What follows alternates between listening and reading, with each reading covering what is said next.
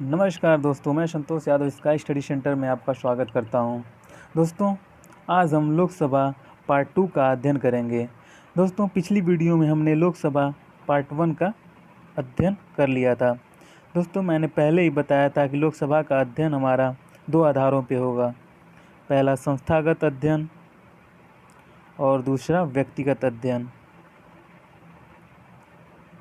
दोस्तों, पिछली वीडियो में अर्थात पार्ट 1 में हमने संस्थागत अध्ययन कर लिया था।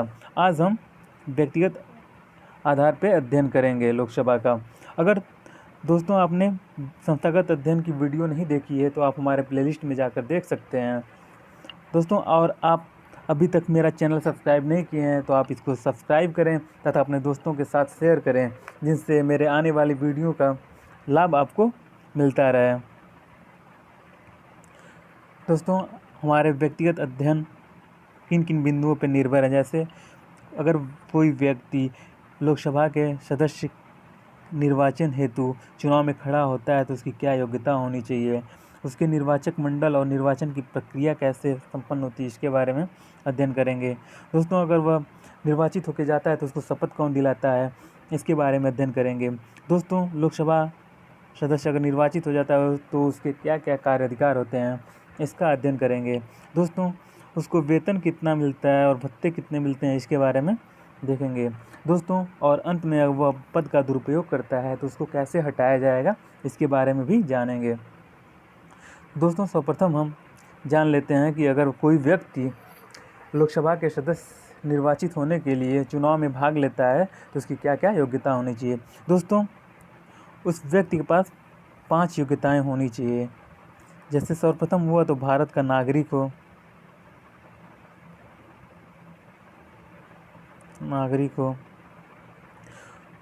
दूसरा दोस्तों, वह 25 वर्ष की आयु प्राप्त कर लिया हो। अगर 25 वर्ष से कम होगा तो वह चुनाव में भाग लेने के लिए योग्य नहीं होगा। दोस्तों, तीसरी योग्यता क्या है कि वह पागल या दिवालिया न हो।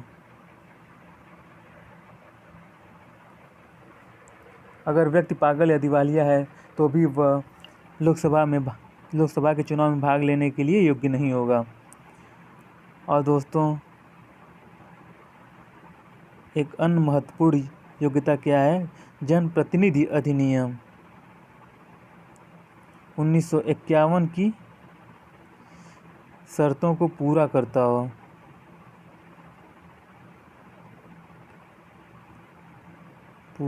हो। और अंत में दोस्तों, वह व्यक्ति लाभ के पद पर न हो।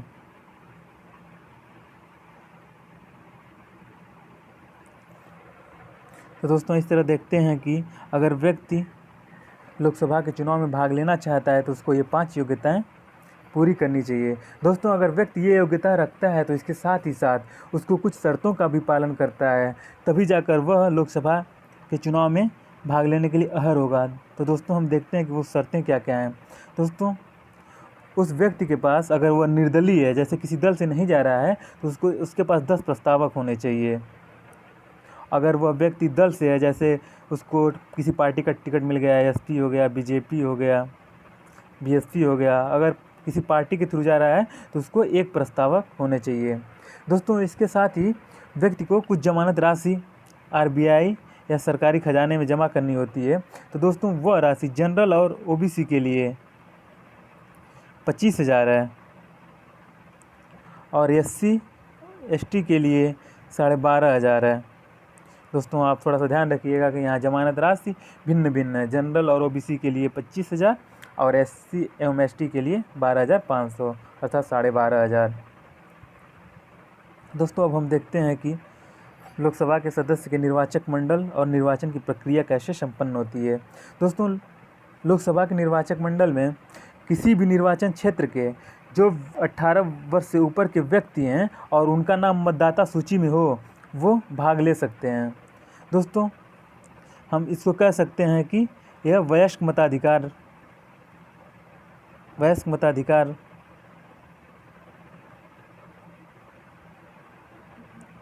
पर होता है।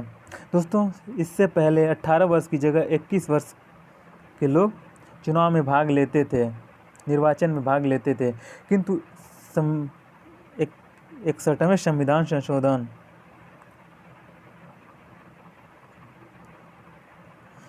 संशोधन से उस उम्र को 21 से घटाकर 18 वर्ष कर दी गई। दोस्तों आप यहाँ ध्यान रखिएगा कि 61वें संविधान संशोधन से 21 से 18 वर्ष की आयु कर दी गई थी।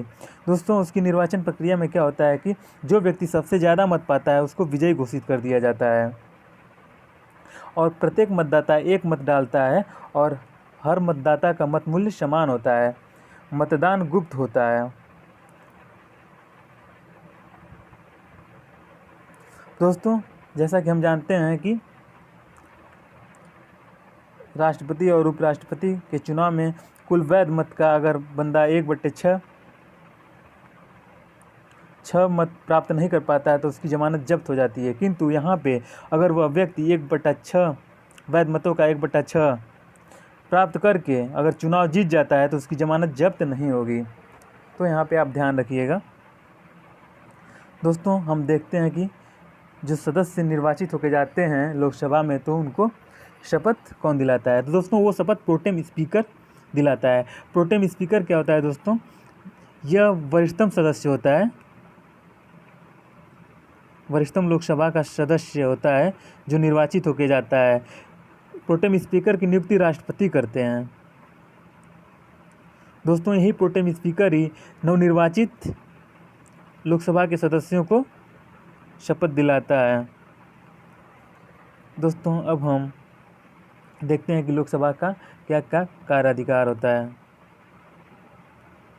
लोकसभा के कार्य अधिकार के अंतर्गत जैसे उसके पास विधायी शक्तियाँ होती हैं, न्यायिक शक्तियाँ होती हैं, लोकसभा की निर्वाचन शक्तियाँ होती हैं और लोकसभा की वित्तीय शक्तियाँ होती हैं। दोस्तों उसकी विधायी शक्ति के अंतर्गत जैसे जब तक लोकसभा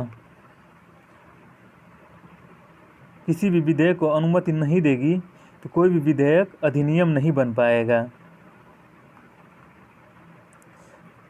दोस्तों जैसे हम जानते हैं कि अगर कोई विधेयक लाया जाता है तो लोकसभा और राज्यसभा में पारित कराया जाता है और उसके बाद अगर दोनों जगह पारित हो जाता है तो वह राष्ट्रपति के पास जाता है। जब राष्ट्रपति सिग्नेचर अपना कर देता है अर्थात अनुमति दे देता है तो वह विधेयक अधिनियम बन जाता है। तो दोस्तों यहाँ विधायी शक्ति के अंतर्गत यही है कि अगर लोकसभा किसी भी विधेयक को अनुमति नहीं देती है तो वह अधिनियम नहीं बन पाएगा। दोस्तों लोकसभा की न्यायिक शक्ति के अंतर्गत जैसे राष्ट्रपति और उपराष्ट्रपति होते हैं,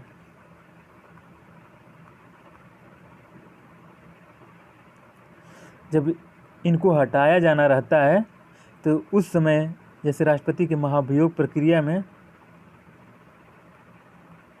इसके पास हटाएं या न हटाएं कि यहाँ पे न्यायिक शक्तियाँ हो जाएंगी।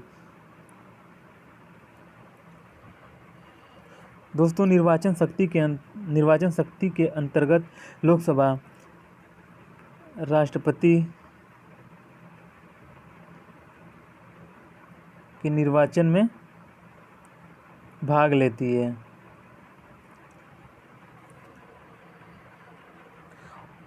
और दोस्तों वित्तीय शक्ति के अंतर्गत हम देखते हैं कि वित्तीय शक्ति के अंतर्गत जैसे जब तक लोकसभा स्पीकर प्रमाणित न कर दे कि कोई विधेयक धन विधेयक है या नहीं है, धन विधेयक है या नहीं, तब तक वह विधेयक धन विधेयक नहीं माना जाता है। और दोस्तों भारत की संचित निधि से धन निकासी के लिए भी लोकसभा की अनुमति आवश्यक होती है। इस तरह दोस्तों हम देख लिए कि लोकसभा के पास 4 शक्तियाँ हैं, विधायी शक्तियाँ हैं, न्यायिक शक्तियाँ हैं, निर्वाचन शक्ति है और वित्तीय शक्ति है। विधायी शक्ति के अंतर्गत विधेयक को अधिनियम बनाने के लिए लोकसभा की अनुमति आवश्यक है। न्यायिक शक्ति के अंतर्गत जैसे राष्ट्रपति को हटाने जाने की प्रक्रिया में लोकसभा का भाग लेना। निर्वाचन शक्ति के अंतर्गत राष्ट्रपति की निर्वाचन प्रक्रिया में भाग लेता है, इसकी यह निर्वाचन शक्ति है। अब वित्तीय शक्ति के अंतर्गत कोई विधेयक धन विधेयक है या नहीं, ये तो वैसे भी लोकसभा का कार्य अधिकार है। और भारत की संचित निधि से धन निकासी के लिए लोकसभा की अनुमति आवश्यक हो जाती है। दोस्तों, अब हम इसके कार्य अधिकार को देखने के बाद देखते हैं कि अगर कोई व्यक्ति लोकसभा का सदस्य निर्वाचित हो चुका है तो उसको कितना वेतन मिलता है। दोस्तों, 1,00,000 रुपये के रूप में उसको मूल वेतन मिलता है। इसके अलावा दोस्तों 45,000 रुपये उसको भत्ते के रूप में दिए जाते हैं। इसको कार्यालय खर्च के रूप में होता है ये। दोस्तों 45,000 रुपये पर ये सब दोस्तों पर मंथ है, ये सब पर मंथ है। और 45,000 रुपये जब अपनी कॉन्स्टिट्यूएंसी में जाता है तो उसके लिए भी 45,000 रुपये पर मंथ का खर्चा मिलता है। और दोस्तों जब वह सदन में भाग लेने के लिए जाता है तो 2,000 रुपये पर डे के हिसाब से ये है। तो दोस्तों इस तरह हम देख लेते हैं कि एक संसद लोकसभा के सदस्य को बहुत ही आकर्षक वेतन मिलता है और इसके अलावा बहुत ही अच्छी सुविधाएं प्राप्त होती हैं। दोस्तों, अब हम अंत में देखते हैं कि अगर व्यक्ति अपने पद का दुरुपयोग करता है तो उसको पद से कैसे हटाया जाता है। तो दोस्तों, लोकसभा अध्यक्ष किसी भी लोकसभा के सदस्य को पद से हटा सकता है अगर वह सदस्य सदन की मर्यादा का उल्लंघन करता हो। दोस्तों, अगर वह व्यक्ति लगातार 60 बैठक में स्पीकर की अनुमति के बिना नहीं आता है तो भी वह अगर लोकसभा अध्यक्ष चाहे तो उसको हटा देगा। दोस्तों, अगर किसी भी व्यक्ति को किसी न्यायालय द्वारा 2 वर्ष या उससे अधिक की सज़ा मिल जाती है, कारावास हो जाता है, तो भी लोकसभा अध्यक्ष उस व्यक्ति को पद से हटा देगा। दोस्तों, एक उसको हटाने की प्रक्रिया भी एक निर्वाचन आयोग उस व्यक्ति को अयोग्य घोषित कर दे। दोस्तों, आज हम अपना वीडियो यहीं पे ख़त्म करेंगे। दोस्तों, कुछ बिंदु रह गए हैं जो लोकसभा से संबंधित हैं और वो बहुत महत्वपूर्ण हैं, तो उनको हम क्वेश्चन के माध्यम से या अलग वीडियो में आपके लिए लेकर आएंगे। दोस्तों, अगर ये वीडियो आपको पसंद आई हो तो आप इस वीडियो को लाइक करें, कमेंट करें और आप सब्सक्राइब करें और अपने दोस्तों को शेयर करें, जिससे थोड़ा सा हमें भी प्रोत्साहन मिल सके और आप आने वाले वीडियो का नोटिफिकेशन प्राप्त करें, जिससे आपका कोई भी लेक्चर मिस ना हो। दोस्तों, अब यहीं पे हम अपनी क्लास को ख़त्म करते हैं। धन्यवाद।